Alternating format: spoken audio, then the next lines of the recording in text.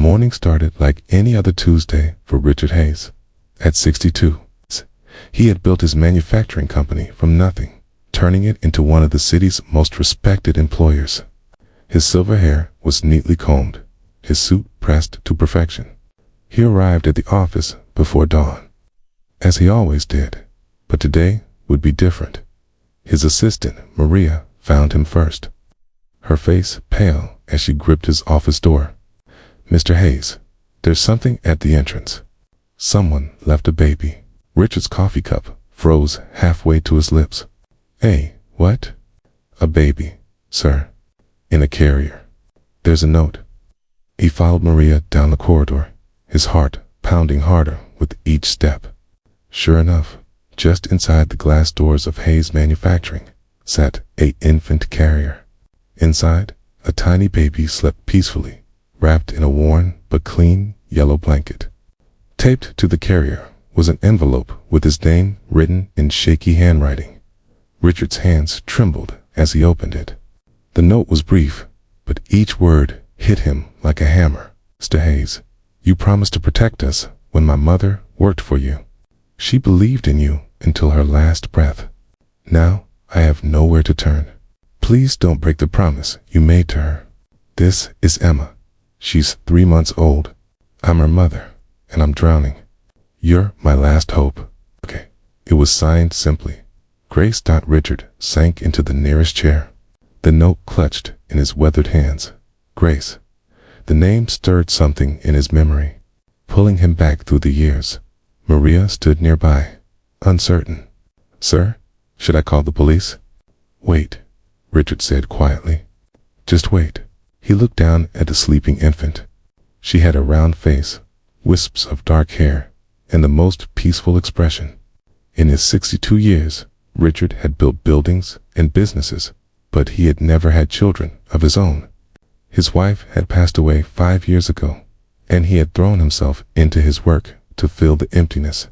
Now this, Grace, he murmured, searching his memory. Then it came to him. Sarah Grace. She worked in our accounting department, maybe 15 years ago. Maria nodded slowly. "I remember her. Quiet woman, always professional. She died, didn't she? Cancer, I think. That was about 5 years back." Richard closed his eyes. He remembered now. Sarah had been diagnosed with stage 4 cancer when her daughter was still in high school. She had worked right up until the last possible moment, trying to save money for her daughter's future. He had visited her in the hospital, had promised that if her daughter ever needed anything, she should reach out. But 15 years was a long time. People made promises they forgot, except Sarah's daughter hadn't forgotten. "Get me everything we have in our old employee files on Sarah Grace," Richard said, standing up. "And call Dr. Chen. Tell her it's urgent, but the baby appears healthy. Don't call the police yet." Over the next few hours, Richard pieced together a story that broke his heart. Sarah's daughter Grace was now 23. After her mother died, she had struggled to finish community college while working 2 jobs. A year ago, she had gotten pregnant. The father had disappeared. She had tried to manage alone, but medical bills and rent had crushed her. She was facing eviction, had lost 1 job, was terrified of losing her daughter to the system. Richard sat in his office that evening, little Emma sleeping in the carrier beside his desk. He had sent everyone home. The building was quiet except for the soft sounds of the baby's breathing. He thought about his own life, the success, the money, the big house he returned to each night, empty and echoing. He thought about his late wife, Margaret, and how she had always wanted children. They had tried for years, but it hadn't happened. She had died without ever holding a baby of her own. And here was this child, left at his door because a dying mother had believed in him enough to make her daughter remember his name. Richard picked up his phone and made a call. "Hello, this is Richard Hayes. I need to speak with an attorney who specializes in family services." "Yes, tonight, if possible." The next morning, Richard contacted Grace through the phone number she had left on the back of the note. Her voice was raw with fear and exhaustion. "Please don't hate me," she whispered. I didn't know what else to do. Come to my office this afternoon, Richard said gently. We need to talk. And Grace, bring whatever belongings you have. You're not going back to wherever you've been staying. When Grace arrived, Richard understood everything in an instant. She was thin, with dark circles under her eyes that spoke of months without proper sleep. Her clothes were clean but threadbare. She looked like she hadn't eaten a decent meal in weeks. But when she saw Emma, her whole face transformed with love. I've been sleeping in my car, Grace admitted, tears streaming down her face. I couldn't pay rent and buy formula both. I thought Emma would have a better chance without me. But Mr. Hayes, I can't live without her. I just can't, Richard. Let her cry.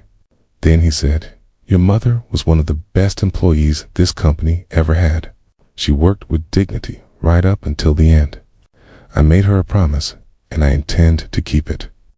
Over the next few weeks, Richard did something that surprised everyone who knew him. He offered Grace a position in his company, a real job with benefits and a living wage. He helped her find a small apartment within walking distance of the office. He arranged for childcare through the company's family program, something he had established years ago but never thought much about until now. But more than that, Richard became part of their lives. He showed up on Saturday mornings with groceries. He taught Grace how to create a budget that would actually work. When Emma got sick with a fever, it was Richard who drove them to the emergency room at 2 in the morning. Slowly, Grace began to heal. She started to smile again. She proved herself to be as dedicated and capable as her mother had been, quickly becoming invaluable to the accounting team. And Richard, the lonely widower who had built an empire but lived in silence, found his house filling with the sounds of life again. Emma's laughter, Grace's voice calling him Uncle Richard, and eventually, simply family. One evening, nearly a year after that shocking Tuesday morning, Richard sat in his living room. Emma, now walking and babbling, toddled over to him with a picture book. Grace was in the kitchen, cooking dinner and humming softly. Richard looked around at this unexpected, beautiful life that had emerged from one desperate act of faith. A young mother who had remembered to promise, an old man who had honored it. Thank you, Sarah, he whispered to the memory of a woman who had believed in him. I kept my word. Outside, the sun was setting, painting the sky in shades of gold and amber. Inside, a family that biology had never planned sat down together for dinner. Sometimes, the greatest gifts come wrapped in desperation. Sometimes, a promise made in kindness echoes through the years. And sometimes, when we open our hearts to protect others, we discover that we are the ones who have been saved. Richard Hayes had built a successful company, but this was his greatest achievement. Not the buildings or the profits, but the small hand that reached for his. Trusting and warm. This was what it meant to truly succeed in life. If this story touched your heart, please like, share, and subscribe for more stories of kindness and human connection. Leave a comment below and tell us about a time someone kept a promise to you, or when you kept a promise that changed a life. Your stories inspire us all.